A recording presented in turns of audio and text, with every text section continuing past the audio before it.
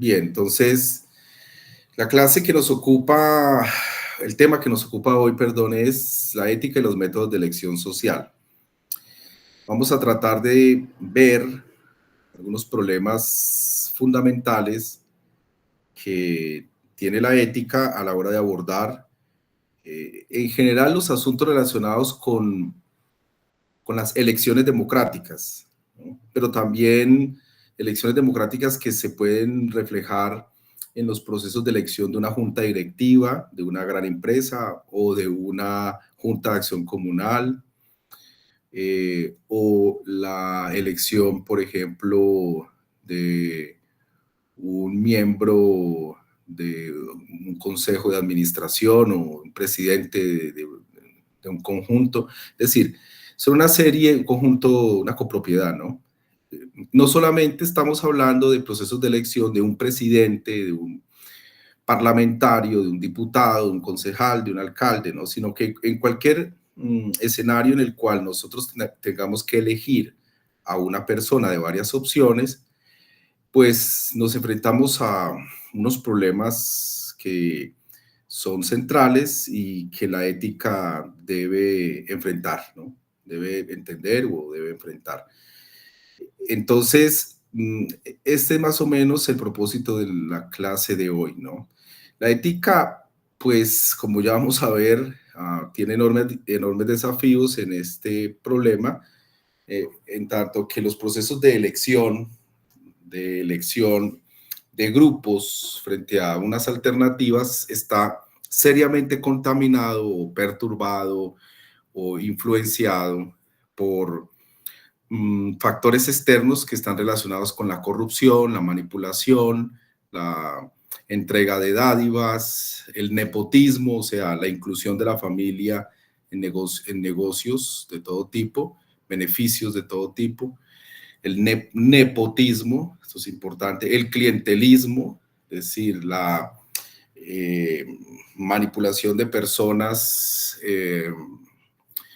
a las cuales se les pide apoyo político a cambio de votos, ¿no? Se les pide apoyo político por un voto, ¿no? Por, por su apoyo electoral, o se les pide apoyo político y a cambio se les promete un empleo, etcétera, etcétera. Entonces, es bastante complejo el fenómeno y obviamente preocupa la ética porque la ética, desde que se inventó la democracia, pues está tratando de incidir en estos procesos, en principio de forma positiva, es decir, tratando de que la gente libremente se exprese en estas elecciones o en estos escenarios de elección, eh, donde muchas personas concurren a decidir un voto o a opinar, también esto es posible, a opinar en qué sentido va su voto, o sencillamente a la hora de ir a una urna, ¿no? Y depositar su papeleta, o a rayar un cartón, ¿no? Así de simple, para elegir al candidato de su preferencia. Bueno, entonces, la ética ha tratado de influenciar positivamente estos procesos, invocando pues la libertad de las personas, exigiendo que las personas estén libres de coacciones, etcétera, para que se pueda dar una elección transparente, un proceso de elección social transparente, pero efectivamente hay enormes retos, ¿no? Sin embargo, aquí pues es importante reconocer que la ética también pues ha visto con claridad que tiene que no siempre los comportamientos éticos respecto a las elecciones sociales, en este caso la democracia, no siempre son deseables. A ver, ¿a qué me refiero aquí? Porque esto puede sonar fuerte. Me refiero que los procesos de elección, en momentos de excepción, en momentos de absoluta normalidad, ¿no? Pues se flexibiliza de forma extrema. Por ejemplo, a la hora de una guerra, por ejemplo, usualmente se suspenden todos los mecanismos de elección democrática y los procesos de liderazgo militar son los que asumen el control de todas las decisiones, ¿no? Porque la guerra se convierte en el centro del problema de una sociedad o de un estado y entonces la ética allí se aparta y no tiene ningún juego, ¿no? A la hora de actuar, porque sencillamente todas las decisiones se toman en función de la guerra y los líderes militares toman el control del poder, ¿no? El poder de una nación, el poder de un estado, incluso el poder en una comunidad pequeña. Toman el poder y deciden para poder enfrentar una guerra. En momentos de crisis, de excepcionalidad del orden social, pues obviamente las formas de consulta asamblearias o las formas de consulta de consejos o las formas de consulta del pueblo pierden vigencia o pierden valor y son reemplazadas por decisiones verticalistas de una élite militar, por ejemplo.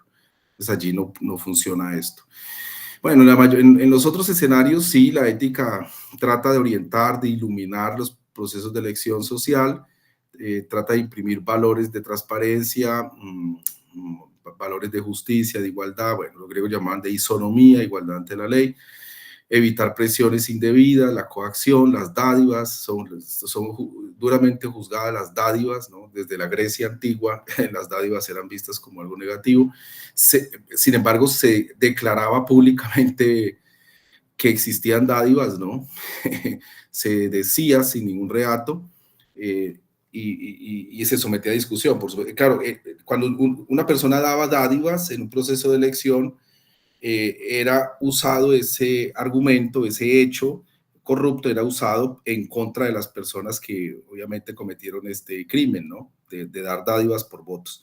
¿No? Sin embargo, las personas que daban dádivas, pues evadían la discusión o la justificaban, incluso apelando a otros valores éticos, ¿no? Diciendo cosas como que la gente pobre, marginada, etcétera, en situación de pobreza extrema necesitaban siempre un alivio, una ayuda, una orientación, que su ignorancia les impedía elegir correctamente. O sea, siempre hay formas de justificar estos comportamientos que tienen que ver con las dádivas, ¿no? Con la compraventa de votos. Bueno, eso siempre ha existido. Entonces, bien, vamos a ver unas categorías básicas que tienen que ver con este rótulo que hemos llamado acá elección por mayorías. La elección por mayoría nosotros las dividimos en tres, son mayoría simple. En la mayoría simple nosotros pues consideramos que pues, no hay mínimos, o sea, no se establecen mínimos a la hora de una elección. La mayoría absoluta, donde debe existir más del 50% de los votantes para constituirse mayoría, o sea, 50 más 1, lo que se llama 50 más 1, debe existir mayoría absoluta si se cumple 50 más 1, y la mayoría cualificada, que nos indica que una elección se gana, ¿no? Si se tiene, por ejemplo, el 75% de los votos a favor, o se tiene, por ejemplo, el 80% de los votos a favor, o más, ¿no?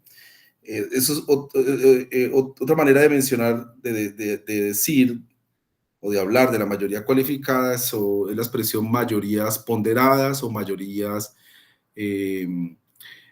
compensadas. Bueno, esas son otras formas de hablar de mayoría cualificada, ¿no?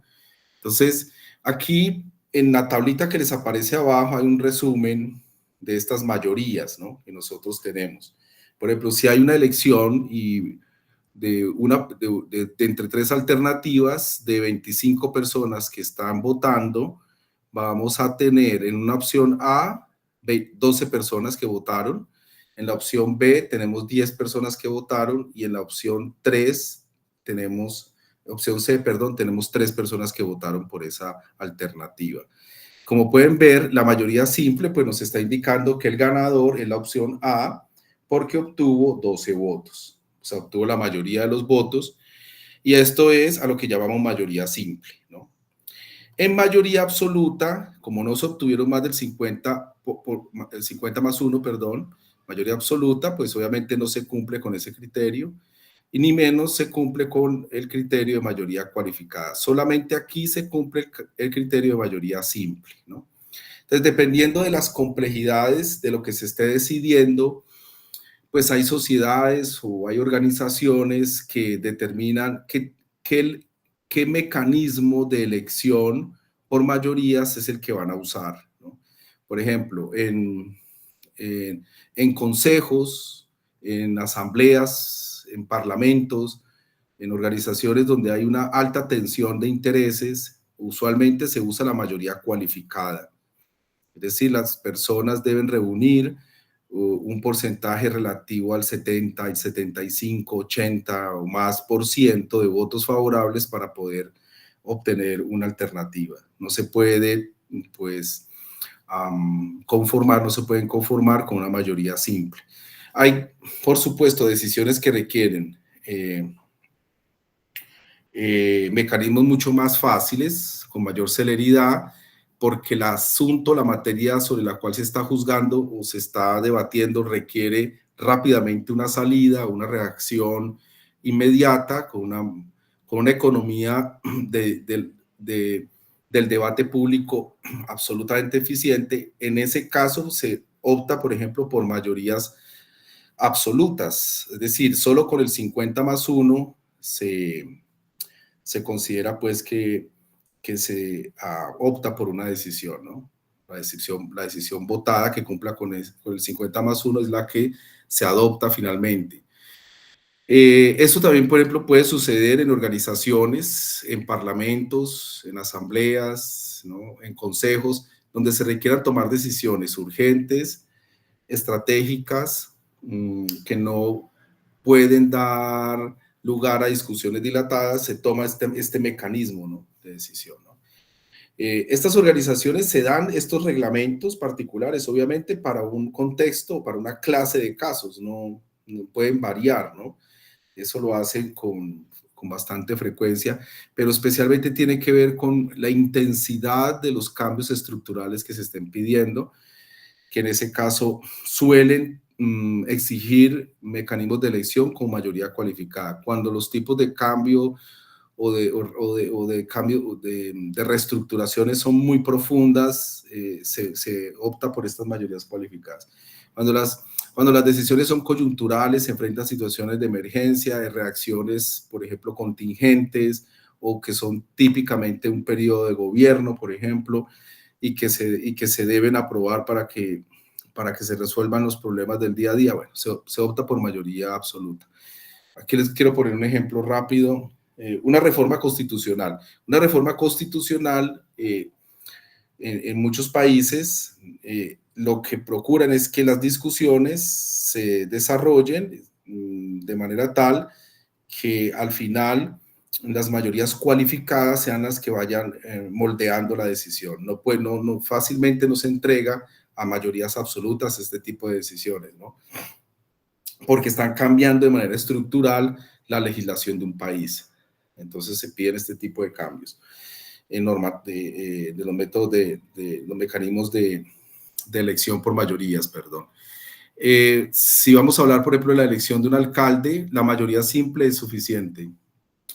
Es decir, el que tenga mayor número de votos. Así el segundo esté a 10 votos del primero, no pasa nada, se considera que el primero fue el que ganó. Este tipo de mayorías simples, pues rápidamente despejan el problema de la elección social y optan por esa opción. No se discute más al respecto, ¿no?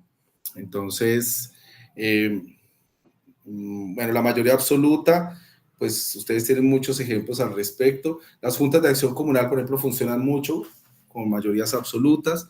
Las cooperativas funcionan mucho, las asociaciones, por ejemplo, de campesinos, funcionan mucho con mayoría absoluta, ¿no? Más del 50% o 50% más uno. Es el mecanismo de elección. Bien.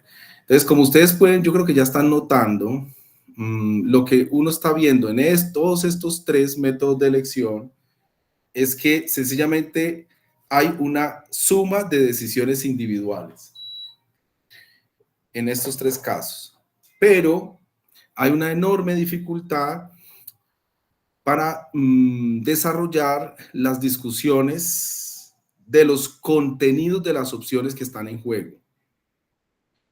Es decir, Esto se puede resumir con la sentencia: gana el poderoso y no el mejor. En las opciones que están en juego, usualmente la persona que tenga mayor reconocimiento social, mayor prestigio social, mayor influencia económica, mayor poder de intimidación o de coacción, o sea, el poderoso es el que gana. Y no gana el que tenga cualidades intrínsecas superiores como líder, como técnico, como experto, el que mejor argumentó una idea, el que ideas o propuestas más realistas ofreció a la comunidad. No, usualmente no es el que mejores argumentos ofrece, sino que el que tiene más poder, el que es más poderoso. Eso es rápidamente una forma de sintetizar lo que está sucediendo. Y es uno de los grandes retos que tiene todos los procesos de elección social en el mundo, ¿no?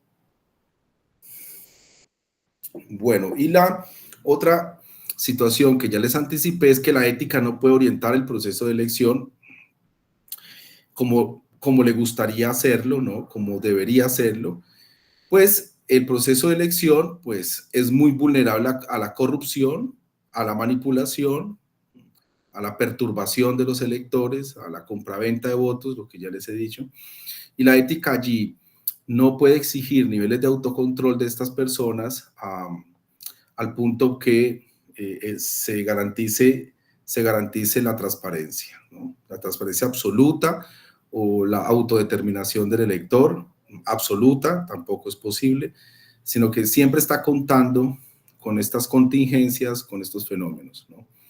Bien. Yo creo que aquí no vamos a ahondar más en estos temas. Es importante, eso sí, decirles de que la preocupación por las formas de elección democráticas y todas sus imperfecciones o todas sus inconsistencias materiales y lógicas o matemáticas, que ya vamos a ver un poco más adelante, se advirtieron desde mucho antes, por supuesto, pero se empezaron a tratar matemáticamente en el siglo XVIII, especialmente por el marqués de Condorcet a finales del siglo XVIII.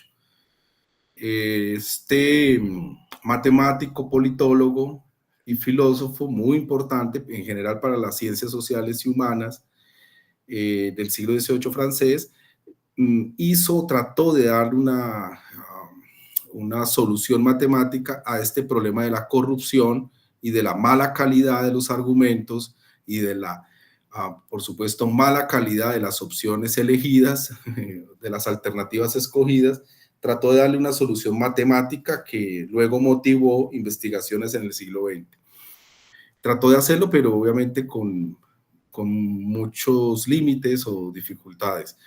Pero desde el siglo XVIII al menos hay una actitud, hay una tendencia, desde esa época se puede detectar, se puede ver, hay una tendencia a corregir estos problemas de la elección social y sus fuerzas externas que la perturban o la hacen corrupta. Y se está tratando desde esa época de galvanizar o de proteger de las influencias corruptas, ¿no? Ante mecanismos sofisticados, mecanismos de elección que ya vamos a ver, ¿no? Mucho más sofisticados, difíciles de corromper en principio, ¿no? Aquí es subrayo, en principio, que no garantizan la invulnerabilidad frente al clientelismo, el nepotismo y la corrupción. Bueno, pero además este tema está muy de moda, ¿no? En la Universidad del Tolima, porque uno lo que nota es a pie juntillas, todo lo que yo estoy diciendo se cumple en la Universidad del Tolima. Es decir, hay un video que colgué, los que quieran revisarlo, donde analizo cómo se manipula el electorado en la Universidad del Tolima. Bueno, voy a pasar al otro punto. Aquí está. Johan, ¿ves la 38? Sí, señor. Perfecto. Bueno, aquí me empiezan a seguir porque hay matemática en el tema, entonces me siguen por favor con el... Johan, ¿estás viendo el cursor verde? No, profe, solo la diapositiva. Ve, yo lo estoy viendo acá. ¿Alguien lo está viendo? Luciana. el oso Oh, verde. no, señor, no lo veo. Qué extraño. Espérenme un segundo. A ver, ¿tienen computador o celular? El que tenga Ah, ya, computador. profe, ya. Creo que cuando le das clic ya aparece. Ah, bueno, listo. Ay, madre, ya listo, ahora sí. Entonces, para poder corregir o tratar de corregir estos problemas de corrupción, manipulación, falta de discusión de los argumentos en profundidad de las personas que van a votar o que van a elegir una alternativa, bueno, todo esto, trata de superarse con un mecanismo ya distinto a los que acabamos de ver, ¿no? Anteriores, mayoría absoluta, mayoría cualificada, que se llama elección por ordenación de preferencias, Condorcet-Arrow, así se conoce, o rápidamente también se puede llamar método Condorcet-Arrow, ¿no? Donde la idea central es contribuir a corregir estos problemas o perturbaciones que se generan a la hora de la elección social. Entonces, lo primero que ustedes deben saber es que no se elige una opción. Bueno, el método Condorcet-Arrow es de mediados del siglo XX y yo como los he dicho en otros apartes, Arrow gana premio Nobel de Economía por este tipo de métodos, ¿no? Justo por este tipo de trabajos de investigación. Premio Nobel de Economía. Recogiendo además los trabajos previos del Marqués de Condorcet del siglo XVIII. Bueno, ahora sí regreso. Entonces, ¿qué exige este método de Condorcet-Arrow? Primero lo que exige es, para poder ser aplicado, es no elegir opciones. Ustedes no eligen una opción, no dicen yo voto por A e ignoro el resto, ¿no? Ese tipo de elección no existe para Condorcet-Arrow, para este método, sino que se ordenan las preferencias. Es decir, yo debo decir A preferido sobre C, C preferido sobre B. Así lo leo yo rápidamente, pero quiere decir de que yo prefiero A sobre C y prefiero a C sobre B, ¿no? Aquí incluso yo pongo en texto, pongo cómo se debería leer, ¿no? Entonces voy a repetir, A se prefiere sobre C y esta, o sea, C, se prefiere sobre B, ¿bien? Entonces, repito, no se elige una opción, sino que se ordenan las preferencias, ¿bien? La segunda condición que dicta el método Condorcet-Arrow, y es que cada persona que ordena, aquí le llamo ordenador, debe realizar su ordenación de preferencias tal como atrás. Es decir, yo debo hacer en una papeleta, por ejemplo, o en un computador, o con un software, debo hacer la ordenación tal como aparece atrás, ¿no? A, P, C, P, P, ¿no? O A, Ro, C, Ro, la letra griega, Ro, B, ¿no? Sencillamente lo pongo así, para facilitar el procesamiento del algoritmo, ¿no? En el algoritmo. Bueno, se establecen las permutaciones, otra condición, se deben establecer las permutaciones posibles que existen, incluyendo las ocultas mediante la expresión P igual a X factorial, siendo X el número de opciones. Por ejemplo, si yo tengo 3 opciones, ¿cuántas permutaciones hay? Entonces, hacemos el cálculo de X factorial. 3 por 2 por 1. Entonces nos dan 2 por 3, 6, 6 por 1, 6, nos dan 6 permutaciones posibles, ¿bien? Que ya las vamos a ver más adelante. Esas permutaciones son muy importantes, ya las vamos a ver por qué, porque también se deben tener en cuenta todas las permutaciones a la hora de hacer el conteo, ¿no? General de estas elecciones. Se consolidan los resultados mediante un conteo especial que ya vamos a clarificar. No se cuentan los votos como ustedes hacen cuando son jurados, por ejemplo, de una elección a la alcaldía de Ibagué, por ejemplo, donde uno pone en un montón, ¿no? Ponen los que votaron por el Partido Conservador, que aquí en Ibagué siempre gana, según entiendo. Luego ponen en otro montón, los que votaron por el Partido Liberal, que han sido igual de corruptos que los anteriores, y luego en otro montón chiquito por otros partidos, pues, partidos alternativos, digámoslo así, en un montón más chiquito. Y luego uno cuenta la cantidad de votos que hay por el candidato de acá, luego, no, eso no se hace así. Aquí lo que nosotros hacemos es un conteo distinto, que es más o menos sofisticado y que tiene que ver con recoger todas las preferencias que estamos aquí esbozando, ¿no? O definiendo. Ojo aquí porque al final hacemos un taller, ¿bien? Entonces, concentrados, por favor. ¿Cuáles son las?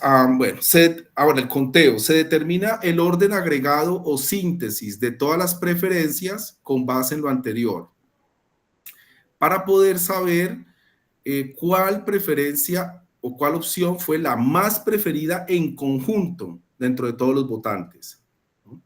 Para saber cuál fue la opción más preferida, pero en el conjunto de los votantes. Bien, ¿cuáles son las fortalezas de este método? El método estimula el debate sobre los contenidos. ¿Por qué? No quiere decir que lo garantice, pero sí trata de incentivarlo. Porque yo debo saber cómo voy a ordenar y por qué voy a ordenar las alternativas. ¿Por qué el candidato A está por encima del candidato C y por qué el candidato C está por encima del candidato B? ¿Qué cualidades, qué virtudes, qué argumentos me parecen que debo ponderar para hacer este tipo de ordenaciones, ¿no? No elijo a alguien y niego a los demás, ¿no? Sino que debo aproximarme a un momento de racionalidad para poder entender por qué hago este tipo de ordenaciones, ¿no? Un momento de reflexión, de introspección. No es una garantía, pero al menos es un incentivo.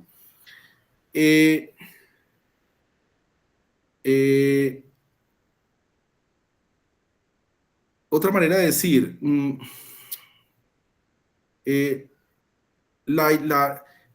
la fortaleza consiste en que de este método consiste en que se promedian las preferencias del grupo social, en promedio entre comillas, y no margina las opciones que generan más consenso, sino aquellas que considera ganadoras. Bien. Es decir, las que ganan son las que tienen más apoyo en promedio, no las que generan más división o más polarización, ¿no? Pongámoslo así, en esos términos como tan actuales. El método no facilita la manipulación de los votantes, como sí sucede con los métodos, con los tres mecanismos de mayorías que acabo de mencionarles. ¿Por qué no facilita la manipulación? Porque yo tengo que decirle a cada persona en qué orden establecer las preferencias. O sea, cada persona, si son 10 candidatos, por ejemplo, yo tengo que decirle ordene de tal manera, el segundo primero que el tercero primero que el décimo. Tengo que enseñarle a las personas cómo ordenar, mostrarles cómo ordenar, para que en la simulación corrupta de la votación se garantice que la persona más preferida sea la que gane, ¿no? Efectivamente sea la que gane. O la que se busque mediante estos métodos corruptos que sea elegida, ¿no? Es muy difícil, ¿no? Habría que manipular a todos los votantes porque el método es muy sensible cuando se hacen pequeños cambios en la ordenación de estas preferencias. Por ejemplo, si hay 10 opciones, el método es muy sensible y puede que otras personas ocultas, ¿no? Que no sean visibles y no sean muy preferidas por las mayorías, terminen ganando, ¿no? Entonces no es fácil que ustedes se puedan manipular el voto de esta forma. Ya vamos a ver un ejemplo, ¿no? O sea, hasta ahora estoy presentando una introducción. Por tanto, el método Condorcet-Arrow le facilita, claro, el trabajo a la ética y a la acción moral, por supuesto, el trabajo, ¿no? O sea, la conducción de las decisiones, ¿no? Que probablemente tendrían más apoyo o serían de mayor calidad, ¿no? Respecto al método de las mayorías, ¿no? Dicho de otra manera, la ética se identifica más fácil con el método de Condorcet-Arrow porque puede orientar de forma más o menos asertiva o más o menos eficiente, puede orientar el proceso del debate democrático, ¿no? Ayudaría, ¿no? Sobre todo porque incentiva el diálogo, incentiva el consenso, incentiva la introspección, ¿no? La reflexión sobre qué candidato me convence, ¿no? Entonces la ética allí hace un maridaje virtuoso con este método de elección de Condorcet-Arrow, ¿no?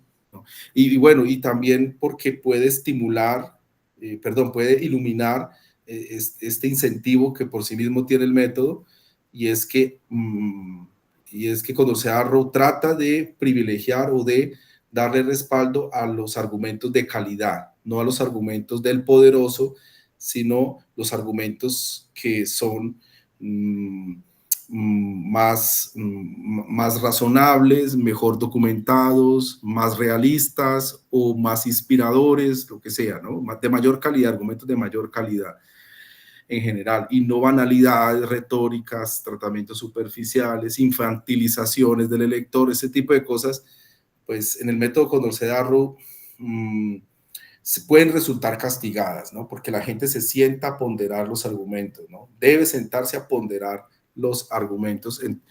Estoy hablando en un plano teórico, ¿no? Por la exigencia de la ordenación de preferencias, ¿no? Y por la dificultad de manipular, repito, el orden de estas preferencias en cada persona, ¿no? Bueno, ahora sí vamos a entrar a ver un ejemplo para que ustedes vean cómo se aplica lo anterior, todo lo que vimos, ¿no? Entonces vamos a hacer el cálculo de una ordenación de preferencias. Bien, entonces en este cuadro se obtuvieron los siguientes resultados. Vamos a ver.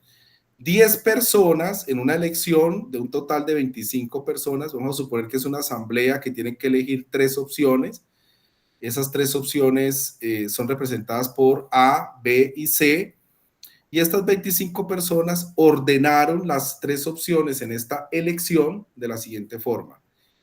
10 personas eligieron una ordenación o hicieron, perdón, una ordenación del tipo A, B, C, o sea, A preferido sobre B, B preferido sobre C. 10 personas hicieron esa ordenación en un papelito, por ejemplo. Pusieron A, Ro B, Ro C, ¿bien? 10 personas. Luego, muy cerquita de lo anterior, 9 personas hicieron otra ordenación. 9 personas hicieron B preferido C, C preferido A. Bien, miren que están muy cerca de la primera forma de ordenar. Luego, 4 personas hicieron la ordenación B preferido sobre A preferido sobre C. Y la última, solo 2 personas ordenaron de otra manera. C preferido sobre B, B preferido sobre A. En total suman 25 personas. Bien, bien. Como pueden notar, el candidato A, en principio aparece como el candidato mayor votado, en principio, ¿no? A, si ustedes revisan la primera opción, la primera alternativa. Y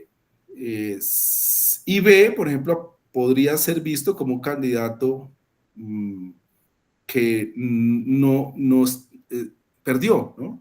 Si miren la segunda, es un candidato que no obtuvo 10 votos, sino que en este caso obtuvo 9 votos. Bien. Si vemos las otras opciones, aquí B y C, B podría haber sido muy preferido, pudo haber sido preferido sobre A y sobre C, pero está muy por debajo, tiene muy pocas personas que lo acompañan, etcétera, etcétera. Bueno. Entonces, en lo subsiguiente, lo que vamos a ver es que no importa si los candidatos están ocupando el primer lugar, sino que lo que importa en el cálculo de estas preferencias es qué tanto se ha ubicado mejor en la ordenación de preferencias a lo largo de todos los electores, de toda la ordenación que acabo de presentarles. Es cómo se comporta ese candidato a lo largo de todas las ordenaciones. Eso es lo más importante y con eso es que se determina quién gana, ¿no? Bueno, ahora, tenemos que concentrar en el cálculo de las permutaciones. Entonces, como ya les había dicho, son 3 votantes, A, B, C, X es igual a 3, las permutaciones son X factorial, o sea, 3 factorial, que nos da 6. Por tanto, las permutaciones son 6. ¿Aquí cuántas tenemos? 1, 2, 3, 4, nos faltan 2. Esas permutaciones que nos faltan, la gente nunca las tuvo en cuenta. O sea, la gente, las personas, los votantes, estos 25 votantes, nunca hicieron ordenaciones del tipo C, Ro A, Ro B, o esta que está acá. Estas son permutaciones teóricas, pero hay que tenerlas en cuenta. Es decir, teóricamente la gente no pudo haber hecho en el conjunto, en el comportamiento de conjunto de los votantes, pudo haber hecho ordenaciones invisibles que pudieron ser ganadoras, ordenaciones ocultas que pueden ser ganadoras. Entonces también hay que dejarlas en el conteo, hay que ponerlas en el conteo que ya lo vamos a ver, ¿no? De la agregación de preferencias. Bien, voy a pasar a la siguiente diapositiva. Ahora aquí ya está. Johan, ¿se ve bien la diapositiva? 39. Sí, profe. Bueno, aquí en amarillo está la misma información que les puse atrás. Entonces, vamos a hacer la ordenación. Consolidación de los resultados. Entonces, lo primero que debemos hacer es ordenar por pares, ¿bien? Y hacer la agregación. Entonces, A preferido, la primera que vamos a considerar es A preferido C. ¿Cuántas personas hicieron A preferido C? Entonces, aquí, si ustedes miran el cuadro amarillo, van a ver que A preferido C, en principio, tiene 10 personas. A preferido C significa que 10 personas hicieron esta ordenación A preferido C. Pero hay que seguir revisando.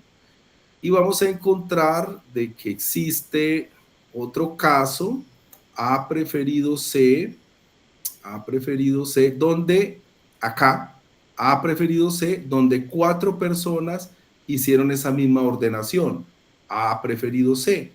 Por tanto, se pone 10 más 4. Se revisa todo, en efecto, a ver si existe esa posibilidad y no hay más. Entonces, 10 más 4 igual a 14. Esa es la primera agregación de un par de ordenaciones. Ahora vamos a A preferido B. Entonces, A preferido B, aquí tenemos arriba A preferido B, hubo 10 personas que hicieron esa ordenación, entonces ponemos 10. Y en el resto, si ustedes revisan, no hay más ordenaciones del tipo A preferido B. Luego vamos a B preferido A. Aquí sí tenemos muchas. 9 más 4 más 2. B preferido A, a ver, tenemos aquí ya uno. B preferido A, 9. Acá tenemos otro, B preferido A, 4. Y aquí tenemos otro, B preferido A, más 2. Y nos da 15. No voy a hacer más pesado estos, pero hacen lo mismo con C preferido B, B preferido C, B preferido A, C preferido A. Como pueden notar, tenemos 1, 2, 3, 4, 5, 6, 7 permutaciones, 7 pares, perdón, de ordenaciones que salen de la ordenación real que se produjo en las elecciones. Solo sale de allí, las que existan en la ordenación que hicieron los electores, ¿no? O los ordenadores, para decirlo con más precisión. De allí salen estos pares, ¿bien? Ahora volvemos a las ordenaciones que tenemos por tres alternativas y empezamos con la primera, bueno, la primera es otra, pero aquí yo cambié aquí cambié el orden, pero no importa. Vamos a empezar con A preferido C preferido B. Que ustedes lo tienen ACB,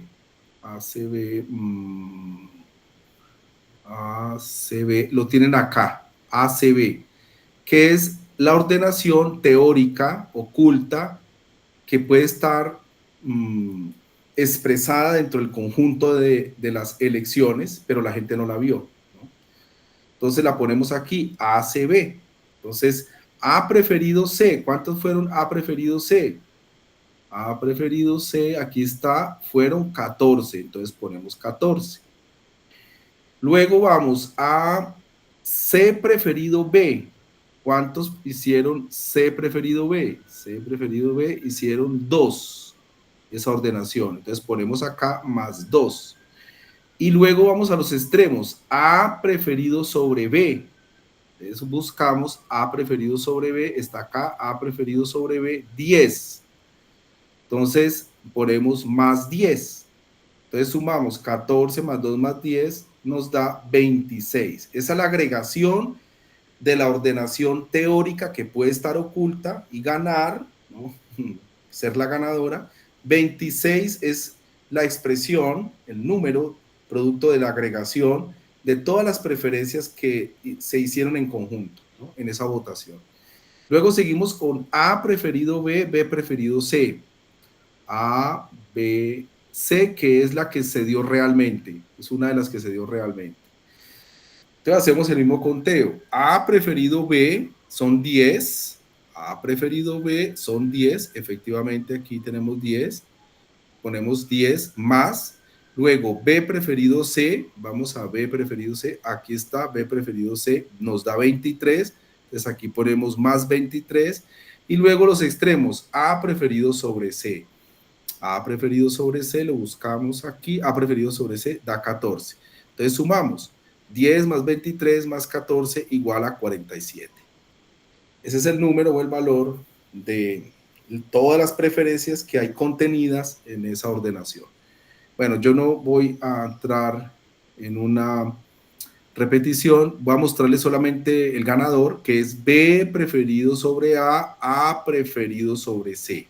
Hago el mismo conteo, o sea, B preferido sobre A preferido sobre C, y luego los extremos, B preferido sobre C, y nos da 15 más 14 más 23 igual a 52. 52 es el número que representa la agregación de todas las preferencias y corresponde, este número a la ordenación ganadora. ¿Qué quiere decir la ordenación ganadora? Que para todo el grupo que votó, para las 25 personas, la ordenación B preferido A y A preferido C es la que más apoyo obtiene. O sea, el candidato mejor visto, más preferido, que tiene menor resistencia, que genera más consenso, más tendencia a la unidad, es el B, el primerito que está acá, B. El candidato en segundo lugar, que genera menos consenso, menos unidad, menos polarización, etcétera, es el A, y el último es el C. Entonces, ¿quién ganaría la elección? Si la intención fuera nombrar a una cabeza de gobierno, a una sola persona, a un solo director o presidente, lo que sea, se elegiría al B. Pero si alguien pensaría, por ejemplo, en conformar un triunvirato, 3 personas colegiadamente, como en Suiza, por ejemplo, donde las direcciones siempre son colegiadas en los gobiernos, bueno, tratan de ser colegiadas, por ejemplo, estos 3 deberían cogobernar, ¿no? Y obviamente B tendría un liderazgo porque fue el más preferido, pero los 3 deberían o podrían, porque tendrían apoyo, suponiendo de que mucha gente se presentó, no hay muchas alternativas. Los 3 serían un triunvirato interesante, los 3 podrían gobernar de forma colegiada. Bueno, así le podemos hacer muchas variaciones o interpretaciones a este tema. Una observación importante. A tuvo 10 votantes. Recuerden que A tuvo 10 votantes y daba la impresión de que era la persona mayor preferida, ¿no? Pero en el conjunto fue en realidad la persona que ocupó el segundo lugar.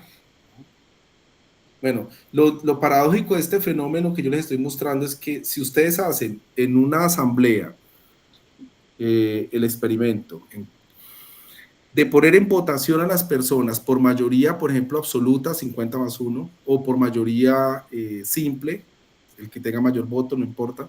Si hacen algún tipo de ejercicios de este tipo, no les cuenten el método, sencillamente dígales, vamos a elegir a una persona que nos represente a todos, y votan al modo tradicional, y luego les dicen, ahora vamos a elegir de otro modo, y les ponen este método.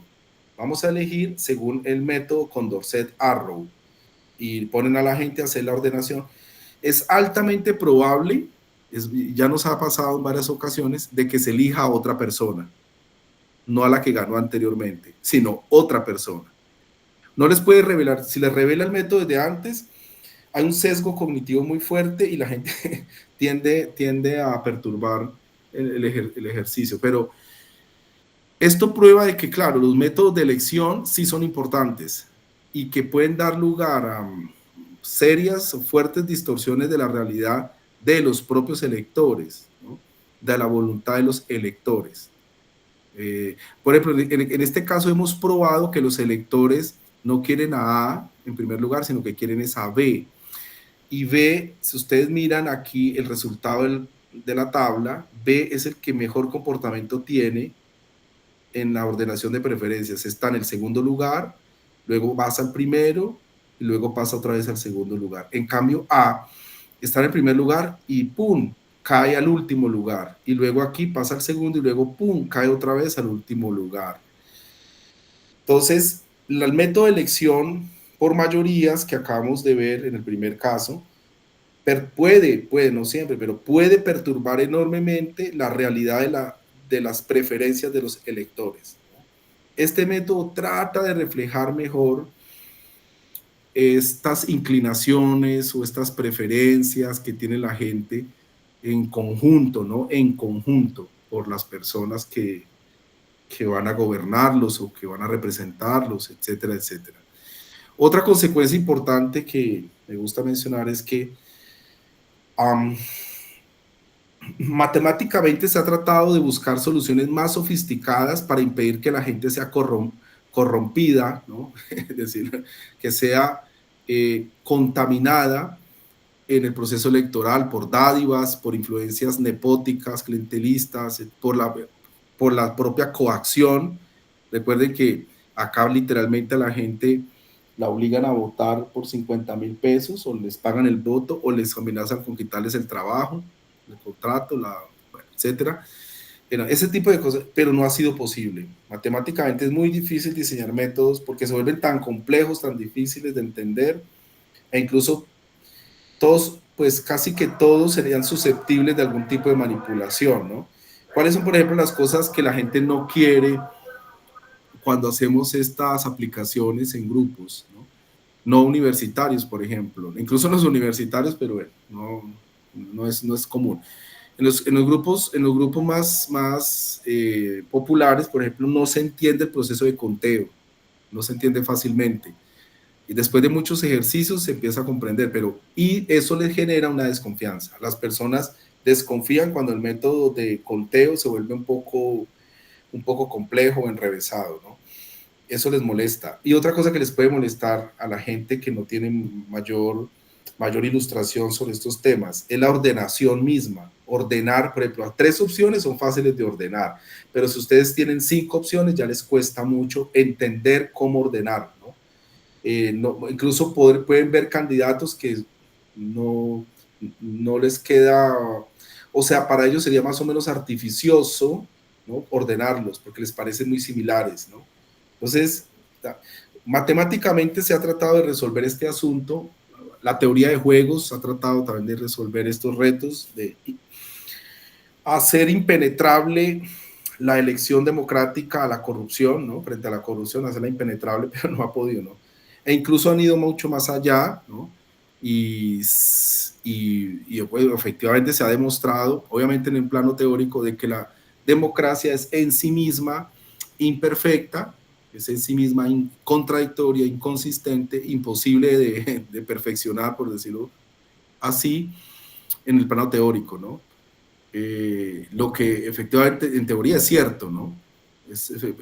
Sin embargo, pues tenemos un problema y es que no hay otro método alternativo, ¿no? No hay un método mejor que pueda combatir, ¿no? Lo único que podemos hacer, por ejemplo, para mejorar la democracia es bajar la democracia a lo que llamamos democracia profunda, ¿no? O democracia asamblearia, en la que todos hablan, todos participan, todos se expresan, todos votan, todos visiblemente están allí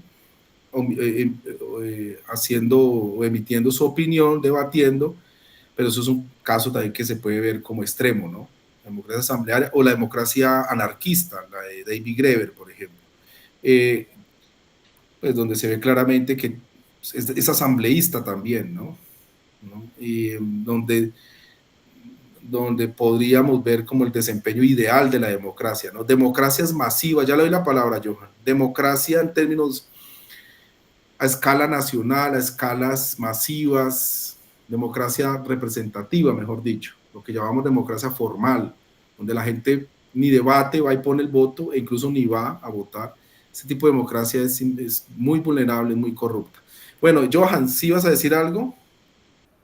Sí, profe, pero ¿será que tú me puedes volver a explicar cómo se hace la ordenación por pares, porfa? Es que de La pronto no. ordenación, la ordenación por pares. Ah, sí, mire, tú coges de la lista de la ordenación actual que aparece en el amarillo, tú coges pares. Entonces coges AC, luego AB, todos los pares posibles que hay aquí en este cuadro amarillo. Todos los que aparecen aquí se derivan de aquí, mejor dicho. Profe, qué pena, lo que pasa es que no tiene como encendido el marcador o el Ah, perdón. lapicito. Y por ¿Ya se eso. ve? Sí, profe, ya. Ah, perdone, gracias, Heilin. Se toman de acá los pares, todos los pares disponibles que se sacan de aquí y se llevan No, acá profe, qué pena. No se volvió a ver a Virgen. O sea, de acá, ¿ahora se ve? Ajá, sí, ya se ve, ya se ve. Ah, Pero es bueno. que se quita como por listo, ya, ahí ya. Eileen. Ah, bueno, de acá, ya sé qué voy a hacer. De acá, de esta parte amarilla, se sacan los pares y luego se ubican acá.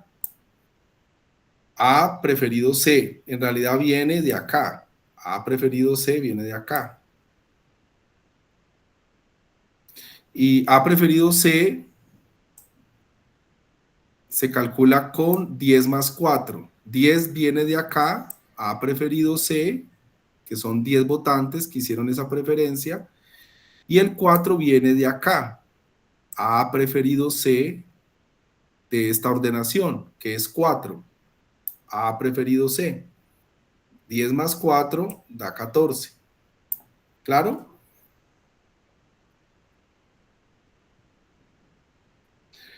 Juan David, ¿sí? Profe, en caso tal de que usted quiera hacer ese ejercicio en un parcial, ¿usted nos daría el recuadro amarillo con los votantes y la ordenación? Ah, sí, claro. Claro, yo les doy el cosa. Es que ya vamos a hacer un taller para que aprendan a fondo. Bueno, bien, chicos. Bueno, ¿hay más preguntas? Yo no veo las manos, que hablen de una vez, porque yo no veo las manos, chicos. Nadie, bueno. Entonces, Profe, yo y entendí hasta la ordenación de los pares, pero esa ordenación actual y teórica, ¿cómo se saca o cómo se organiza? Yo la, entiendo lo de sumar y demás, lo que es lo de la agregación, sino es, lo que me confundo es lo de la ordenación actual y teórica. la actual es la que la gente hace efectivamente con su papelito. Esa es la actual. La gente pone A, preferido B, preferido C en un papelito. Esa es la actual. La teórica es la que se sucede en términos abstractos. O sea, si ustedes ven las ordenaciones que hace la propia gente, son estas. En el papelito, en su boleta de votación. Pero si ustedes hacen las permutaciones A, B, C, se van a dar cuenta de que faltan estas otras dos opciones que la gente no hizo en la realidad de su papeleta de votación. Pero estas hay que tenerlas en cuenta y estas hay que contarlas. Yo las puse acá, mire. A, C, B y CAB la puse por acá. CAB. Son teóricas porque la gente no las hizo, pero pueden estar encubriendo una preferencia importante de todos los votantes. ¿Sí me hago entender, Hailey? Sí, profe, ya entendí. O sea, son las ordenaciones actuales más las que harían falta. Exacto, teóricas que harían Ok. falta, sí. Y Sí. esas que hacen falta, pues me imagino que uno las supone o las organiza para ver cuál es la que falta, ¿sí? Aquí ya se ponen en la ordenación actual, aquí se dice ordenación actual y teórica, dice acá. Se ponen las dos allí. Y se les asigna sus votos, ¿no? O sus preferencias, según esta tabla de atrás, ¿no? Bueno, otra pregunta, alguien alzó la mano, intervenga porque no veo la mano. Compañero Juan David Castro, profe. Juan, Gracias, Juan, Santiago. intervenga que no. Profe, es que en la ordenación por pares hay dos repetidos que sería el B preferido sobre A. Eso ahí no tiene nada que ver, ¿cierto? B preferido sobre A, B preferido sobre A. Ay, aquí hay un error, sí, señor. B preferido sobre A. ¿Qué pasó acá? Ah, sí, pero no pasa nada. Me preocupé porque pensé que daba lo mismo, que daba distinto. No, da 15, no pasa nada. Es el mismo, sí, lo repetí. Pensé que era un error, pero no. Omítanlo, ¿no? Y da 15. Lo importante es 15, bueno, el resultado. Gracias por detectar lo voy a de una vez a quitar porque... Ah. Bueno, ¿qué otra inquietud hay?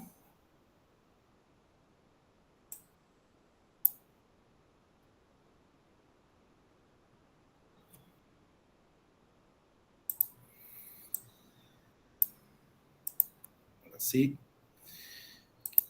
¿Qué otra inquietud hay? ¿No más? Bueno, entonces chicos, vamos al taller que les tengo preparados. Página 40. ¿Están viendo la página 40?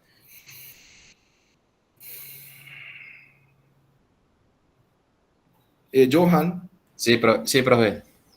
Perfecto. Bueno, chicos, entonces tenemos las siguientes ordenaciones actuales. Los votantes fueron a su mesa de ordenación y pusieron estos resultados.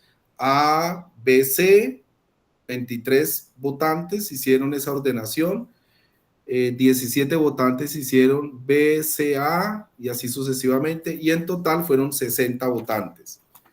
Entonces vamos a ver, por favor, en esta hora que nos quedan, vamos a calcular cuál fue la ordenación más preferida, ¿bien? Siguiendo el ejemplo anterior, ¿bien? Allí está explicado todo en las diapositivas. Entonces, comencemos, por favor. Yo voy a estar aquí pendiente por si hay dudas. Bueno, gracias. Vamos, muchachos. Gracias.